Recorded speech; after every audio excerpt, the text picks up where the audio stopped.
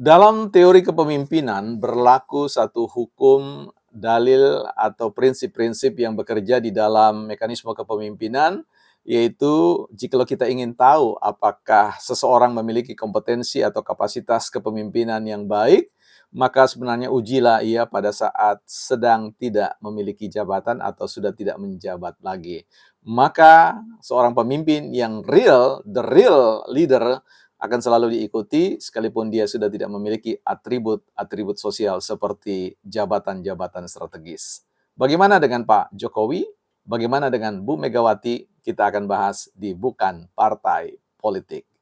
Selamat datang teman-teman di channel Bukan Partai Politik, ruang publik, sekolahnya publik, bukan sekolahnya partai. Tempat kita bersama-sama belajar untuk meninggikan kemampuan kita berargumentasi, ya, berpendapat secara rasional, bernalar, dan tentu berpikir secara sistematis dari hari ke hari, ya, sehingga kita memiliki kemampuan untuk mengepakkan sayap-sayap kita berdialektika bersama dengan sesama warga negara Republik Indonesia, tentu tujuannya for strengthen our country.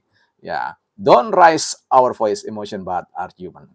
Nah, teman-teman, sebelum kita bicarakan tentang sebuah buku yang menarik, 100 rahasia sederhana dari orang-orang sukses yang ditulis oleh David Niven, PhD, ya, filosofi doktoral, kita akan kasih informasi teman-teman yang masih berminat untuk menginvestasikan masa depan di IKN dengan perencanaan pemilikan aset tanah sebidang tanah 10 kali 20 di sekitar IKN, 10 sampai 15 menit dari IKN, dan dengan 1 juta rupiah teman-teman sudah bisa merajut impian itu. Silakan cek informasi ini di website kami bukanpartaipolitik.com. Di sana ada tim advertising yang akan membantu teman-teman sekalian.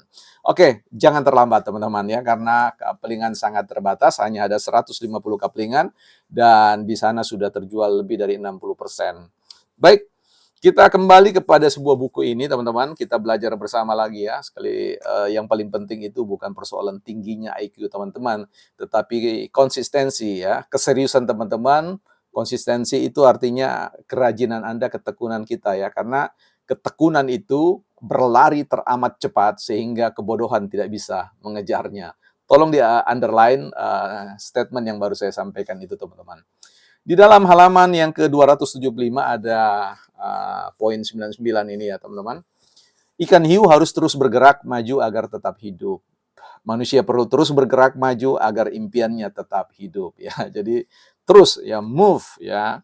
Anda tidak perlu mengerjakan segalanya hari ini ya, tetapi Anda perlu mengerjakan sesuatu setiap hari. Ingat kembali ada gium yang saya tuliskan atau yang saya sebutkan ini adalah ketekunan itu berlari teramat kencang sehingga kebodohan tidak bisa mengejarnya. Jadi kalau teman-teman sobat partai politik sangat tekun dalam belajar, percayalah someday we will be someone ya, the important ya, someone ya. Jadi kita suatu hari akan menjadi orang yang luar biasa. Abaikan saja persoalan ukur-mengukur IQ kita.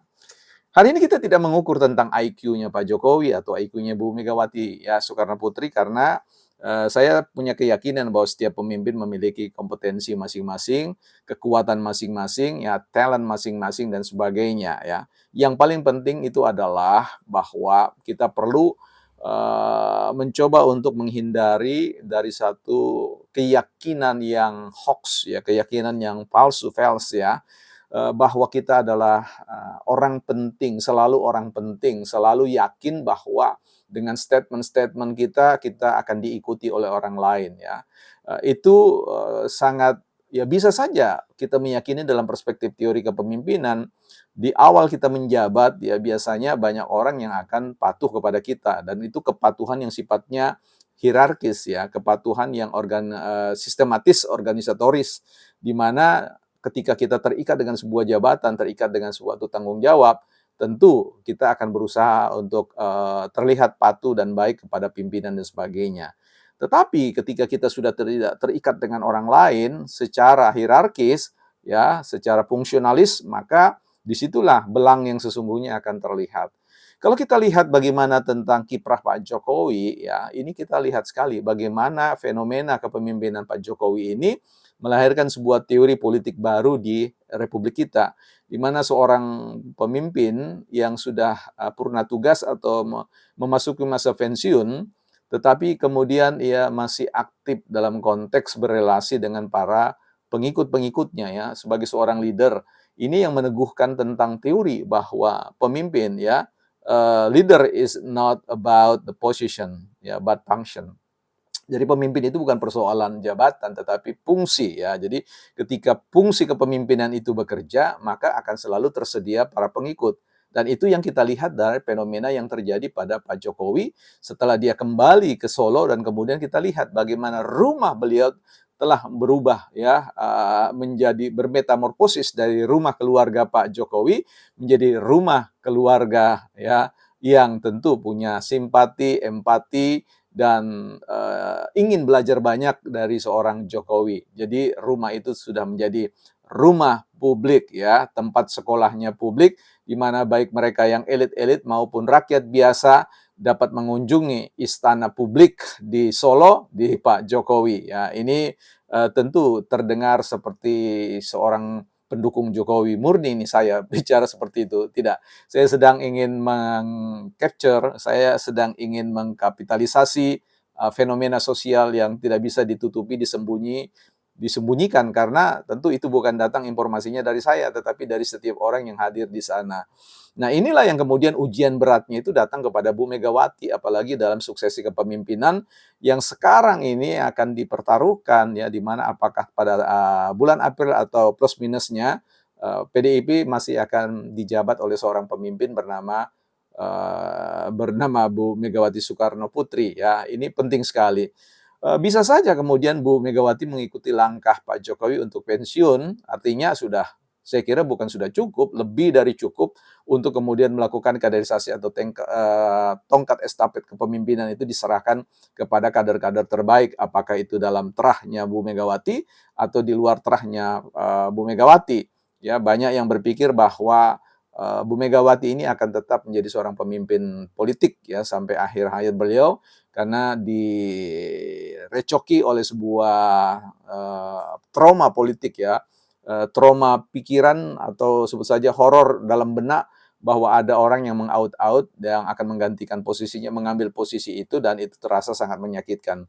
Tapi kita juga tidak tahu yang dimaksud oleh Bu Megawati, mungkin saja benar adanya bahwa memang ada kelompok-kelompok pertarungan faksi-faksi di dalam yang kemudian berusaha untuk menghadirkan perwakilan mereka pada posisi-posisi strategis seperti posisi ketum, atau mungkin paling tidak bukan di ketum tetapi di sekretaris jenderal.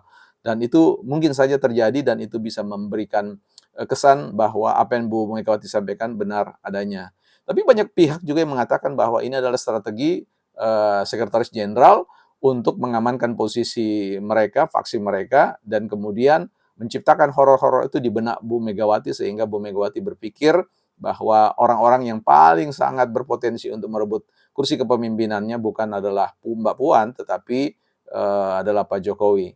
Nah, di sini saya tidak ingin berbicara itu panjang lebar, tetapi saya mengatakan Bu Megawati setelah tidak menjabat sebagai ketua umum, maka ujian yang sesungguhnya terkait dengan kadar kompetensi, kredibilitas seorang pemimpin itu akan betul-betul dibuktikan. Ya, berapa banyak orang yang akan kemudian datang ke rumah Bu Megawati, ya, berapa banyak orang yang masih saja menyebut Bu Megawati, berapa banyak orang yang akan kembali menyebut Bu Megawati sebagai seorang profesor dengan gelar doktor kehormatan lebih dari 10 dan seterusnya dan seterusnya.